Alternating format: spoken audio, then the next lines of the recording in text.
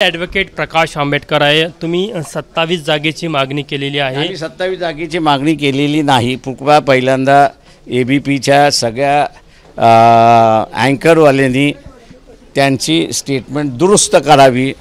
आम्ही असणारा युती नसती तर कुठच्या मतदारसंघावरती कॉन्सन्ट्रेट करून जिंकण्याचा प्रयत्न केला असता। अशा 27 जागेंची यादी आम्ही त्यांना दिलेली आहे। एबीपी माझाच्या चॅनलवरनं आम्ही 27 मागतोय असा प्रचार चाललेला आहे, तो पूर्णपणे चुकीचा आहे। किती जागा अपेक्षित आहे तुम्हाला? मग मी अपेक्षित नाही, ते चर्चेमध्ये होईल, ते बाहेर पडेल असं मी त्या ठिकाणी मानतोय। तुम्हाला असं काय वाटतं की तुम्ही 27 जागेची यादी दिली तर त्या जागेवर तुमची ताकद आहे, मग इतर जे तुमचे 3 मित्रपक्ष आहेत त्यांची काय स्टेटस आहे तिथे? म्हणणं असं आहे की ताकद सगळ्यांचीच आहे, इतर नाही, पण त्या ह्याच्यामध्ये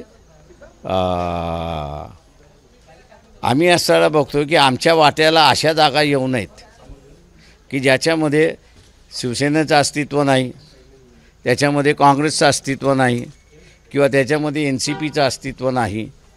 अशा जागा आमच्या वाट्याला येऊ नये याचं कारण की हे 30 वर्ष समझोत्याच्या राजकारणामध्ये राहिलेले आहेत आणि यांच्या लोकसभेच्या जागा फिक्स होत्या, तेव्हा ज्या जागांमध्ये हे लढले नाही त्या जागांमध्ये यांचं संघटनसुद्धा एकदम वीक राहिलेलं आहे त्या ह्याच्यामध्ये।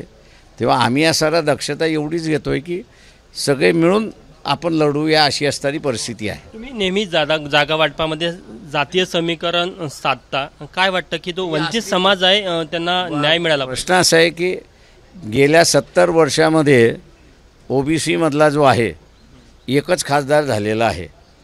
दुसरे खासदार जे झाले ते फक्त असणारा शेका पक्षाच्या वतीने पनवेल मतदारसंघ होता, आगरी समाजाचे पाटील हेच झालेले आहेत, त्याच्यानंतर कोणीच झालेलं नाही आहे। त्याच्यामुळे आमचं असं चाललं आहे की लोकशाही ही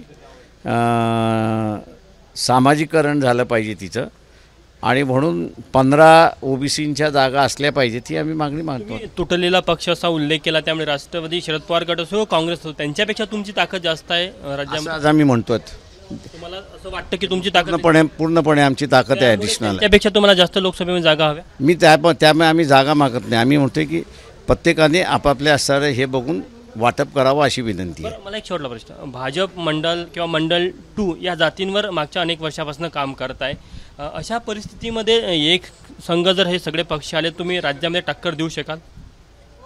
आज असणारा जी टक्कर होईल इलेक्शन्समध्ये ते भारतीय जनता पक्ष आणि वंचित बहुजन आघाडी यांचीच टक्कर आहे। अच्छा, इतर 2 पक्ष आपण बघू शकतो की प्रकाश आंबेडकरांचं असं म्हणणं आहे की राज्यामध्ये शरद पवार गट असेल किंवा काँग्रेस असेल, या 2 पक्षापेक्षा त्यांचा पक्ष मोठा आहे आणि त्यांची लढत ही राष्ट्रवादी काँग्रेस शरद पवार गट किंवा काँग्रेससोबत नाही, तर त्यांची थेट लढत ही भाजपसोबत आहे। त्यामुळे जागा वाटपामध्ये विचार करताना त्यांनी बहुजन वंचित आघाडीला डावलावं नाही अशी त्यांची मागणी आहे। कॅमेरामॅन व्यंकटेश नायडूसह तुषार कोहळे, ABP माझा, नागपूर। ABP माझा, उघडा डोळे बघा नीट।